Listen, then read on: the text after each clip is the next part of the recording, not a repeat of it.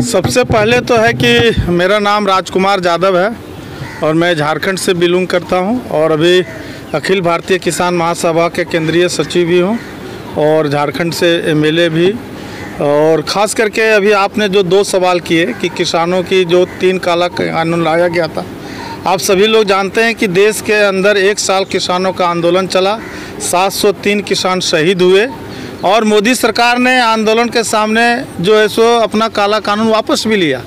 लेकिन कुछ मुद्दों पर समझौता हुआ था, उसमें एमएसपी पर सवाल था, किसानों के ऊपर में जो मुकदमे लादे गए तो वो वापस लेने का सवाल था और तीसरा था कि उचित मूल्य जो है सो किसानों के ऊपर में कमेटी गठन करके उसको हम लागू करेंगे, चाहे वो स्वामीनाथन कमेटी का मामला हो। लेकिन आज 1 साल से ऊपर हो गया, किसानों को मोदी सरकार जो झूठ बोलकर हमेशा जो रिकॉर्ड बनाया है, फिर से किसानों के साथ धोखा हुआ है। और अभी सबसे बड़ा बात है कि जो मनरेगा का बजट 1,15,000 करोड़ का था, जो घटा के 60,000 करोड़ कर दिया, तो धीरे धीरे देखेंगे कि किसान और मजदूर विरोधी नीतियां मोदी सरकार ला रही है और जो इसके खिलाफ आवाज़ उठा रहे हैं उनको या तो जेल में बंद किया जा रहा है। अभी आपने देखा कि राहुल गांधी के प्रकरण में क्या हुआ, मानहानि में देश की आज़ादी के बाद जो अंग्रेज़ों के ज़माने कानून लाया गया था और आज 2 साल की सज़ा इतनी तेज़ी से हुई, इतनी तेज़ी से संसद सदस्यता समाप्त हुई, तो इसका मतलब है कि ये एक किस्म की हिटलर शाही और डिक्टेटर साहिब लागू करके आप आरोप लगा रहे हो कि विपक्ष की आवाज़ को बिल्कुल विपक्ष की आवाज़ यही नहीं, पूरे देश के अंदर में ऐसा हो रहा है। आप देखिए बुलडोजर राज जोगी राज में चल रहा है। आज आजम खान साहब के ऊपर में, उनके बेटे के ऊपर में जो भी विपक्ष की आवाज़ उठा, झारखंड में भी एमएलए लोगों के सदस्यता रद्द हुई है और आप देखेंगे कि बीजेपी के एमएलए लोगों का बड़े से बड़े मुकदमे उन पर दर्ज है, हत्या से लेकर के माने जो है सो बलात्कार तक। तो कांग्रेस की सरकार है नहीं, अभी नहीं, सो पहले की जो केसेज हुई है। और ये तो दबाव में सीबीआई और ईडी का जो इस्तेमाल करके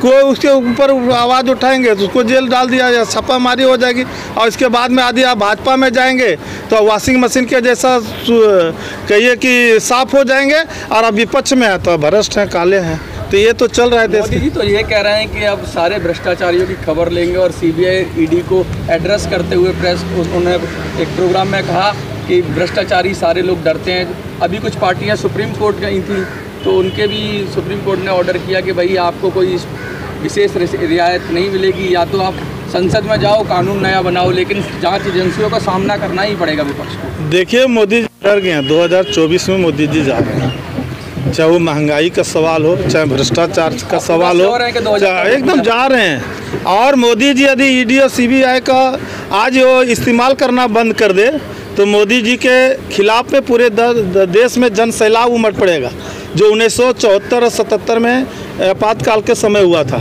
लेकिन मोदी जी बहुत चालाक हैं, वो बोलते कुछ है और करते कुछ है। और अभी उनके पास में महंगाई, बेरोजगारी और नौकरी के सवाल पर, देश के जो संसाधनों को, जो कंपनियों के अडानी के सवाल पर आज मोदी जी से जब सवाल मांगे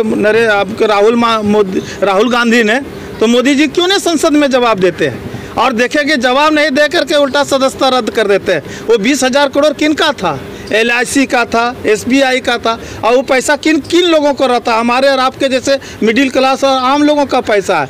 कोई अडानी और अंबानी का पैसा बैंकों में थोड़े रहता है। तो इसका जवाब वो क्यों नहीं दे रहा है? नीरव मोदी से लेकर के आपके जो है सो तमाम, जो विजय माल्या से लेकर के, चौकसी से लेकर के तमाम लोग भागे और ये कह रहे थे कि हम काला धन वापस लाएंगे।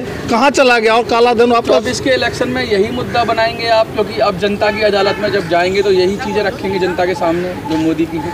सबसे बड़ा तो है हमारे लिए संविधान और लोकतंत्र। सबसे पहले हमारा संविधान बचेगा, लोकतंत्र बचेगा तो हम महंगाई के खिलाफ लड़ेंगे, बेरोजगारी के खिलाफ लड़ेंगे, जो देश का साथ गद्दारी हो उसके खिलाफ लड़ेंगे। आज मोदी जी के सामने यदि हिंदू मुस्लिम का एजेंडा वो बंद कर दे तो इन लोगों को 2 मिनट में देश की जनता जो है सो रास्ता दिखा देगी। सर एक सवाल और ये है कि आप जो बात कह रहे हैं, आपको दिखाने वाला कौन है? क्योंकि जितने भी मीडिया बड़े घराने हैं, 2024 का चुनाव, उनका तो प्रचार आराम से हो जाएगा, आपका प्रचार कैसे? आपके जैसे लोग हैं हमारे पास में, जो सोशल मीडिया, आप लोग जैसे लोग हैं क्या? अभी जो जितने भी कॉरपोरेट घराने की जो मीडिया है, जो इसको हम लोग गोदी मीडिया कहते हैं, अब उससे भी आगे हमारा सोशल मीडिया और ये सब मीडिया निकल चुका है। सर मैं इसलिए आपसे सवाल पूछा क्योंकि अभी चर्चा बीच में चल रही है धीरे धीरे कि जितनी विपक्षी पार्टियां उन्होंने सोशल मीडिया के जो चैनल थे अब उनको लामबंद करना शुरू कर दिया, चैनलाइज। बिल्कुल करेंगे, क्योंकि जब खास करके कॉरपोरेट घराना जब सिर्फ सरकार की बात करेगी और आम जनता की बात नहीं करेगी तो आम जनता आप समझ चुके हैं, चाहे वो आज तक का चैनल हो, तमाम चैनलें हैं, आज हम लोग नहीं देखते हैं। आज ग्रामीण क्षेत्रों में उन चैनलों को लोग बंद कर दिया। क्यों? क्योंकि देश के सवाल पर बात नहीं हो रही, चाहे वो महंगाई का सवाल हो, बेरोजगारी का सवाल हो, भ्रष्टाचार का सवाल हो। तो जब सबसे बड़ा जो जनता, किसानों का सवाल हो, मजदूरों का सवाल हो, छात्रों का सवाल हो, निजीकरण का सवाल हो, तो इन सब बहुराष्ट्रीय कंपनियों के जो देश को नीलाम किया जा रहा है, चाहे वो आप देखें कोयला खदान हो, सेल हो, भेल हो, तमाम चीज़ों को तो बेच दे रहे हैं मोदी जी। तो इन चीज़ों पर तो बात नहीं करते हैं। बात क्या कर रहे हैं? तो बात करेंगे बुलडोजर राज का, बात करेंगे मतलब जो है तो वही हिंदू मुस्लिम की बात करेंगे, हिंदुत्व की। तो क्या हम 2014 के पहले हिंदू नहीं थे? हम रामनवमी नहीं मनाते थे? हम क्या सब कुछ करते थे? लेकिन आज इन लोग एक अलग तरीका के जो नैरेटिव सेट कर रहा है, तो जनता भी 8 साल में समझ चुका है। कहीं ना कहीं आप ये मानते हैं विपक्ष ने सोशल मीडिया को अंडर एस्टिमेट करके एक बहुत बड़ी गलती करी जिसका खामियाजा भुगतना पड़ा, जो जनता। देखिए वो बात नहीं, विपक्ष कुछ नहीं किया है, ये अंडर एस्टिमेट तो सरकार की ओर से हुई है। लेकिन जैसे जैसे तो कर रही है ना सरकार, अभी देखिए हमारा कहना है कि विपक्ष हमेशा, अभी सुप्रीम कोर्ट ने कहा तमिलनाडु के एक चैनल को जो, हाँ जी, कि हमारे देश में देश के लिए सवाल करना कोई देशद्रोही नहीं है, कानून विरोधी नहीं। तो जब सुप्रीम कोर्ट इस बात को फीलिंग कर रहा है तो आप ये बात समझ लीजिए कि वहाँ से तो प्रोटेक्शन और संरक्षण मिल रहा है। और जब पूरे जनता सोशल मीडिया के साथ खड़ा है तो कोई सरकार किसको नहीं झुका सकती है। Thank you.